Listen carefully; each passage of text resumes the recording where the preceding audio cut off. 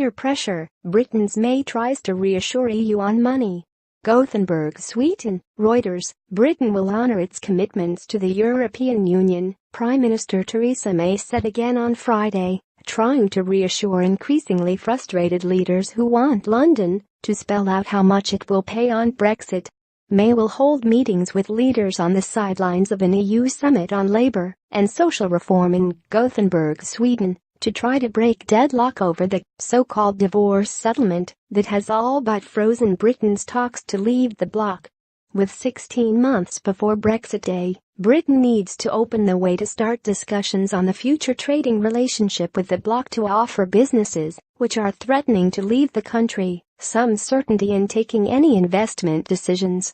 Under pressure at home from lawmakers in her own party who are concerned she is preparing for Britain to walk away with no deal, and from EU officials to increase her opening bid, May's main focus in Gothenburg will be a meeting with Donald Tusk, the summit chair who is overseeing the Brexit process. For the negotiations, those continue, and obviously we look forward to the December European Council and continuing to look through the issues. I was clear in my speech in Florence that we will honor our commitments, she said, referring to a speech in Italy 2 months ago when she last sought to reset the talks. I've set out a vision for that economic partnership. I look forward to the European Union responding positively to that so we can move forward together, she told reporters. May has long said Britain will honor its commitments, but EU officials are urging the Prime Minister to detail which ones, and, if not demanding a total sum, to at least give them an idea of the shape of her proposed settlement. But May, weakened after losing her Conservative Party's majority at a June election she did not need to call, has little room for maneuver. Some of her team of ministers are pressing her to hold off from naming a figure, seeing it as one of the few levers Britain has to press for better trade deal. Time is short, Tusk will remind May. According to an EU source, the time is short to deliver the kind of progress needed for EU officials to give the green light at the mid-December summit to opening talks on the future relationship.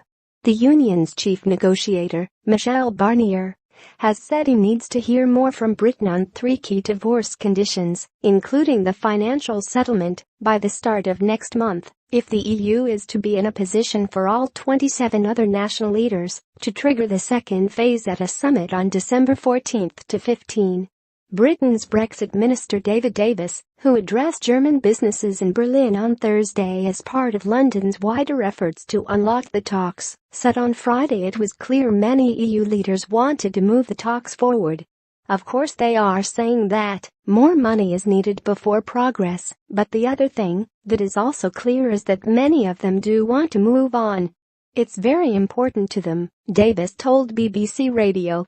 Countries like Denmark, countries like Holland, countries like Italy and Spain, countries like Poland can see the big benefits in the future deal that we are talking about, he said, describing Germany and France as the key powers which have been at the forefront of the push for Britain to offer more. In Dublin, British Foreign Minister Boris Johnson tried to ease concerns on another front by saying no one wanted a return to a hard border with EU member Ireland, which some fear could usher in a return of the Troubles, 3 decades of violence between Irish nationalists and British unionists.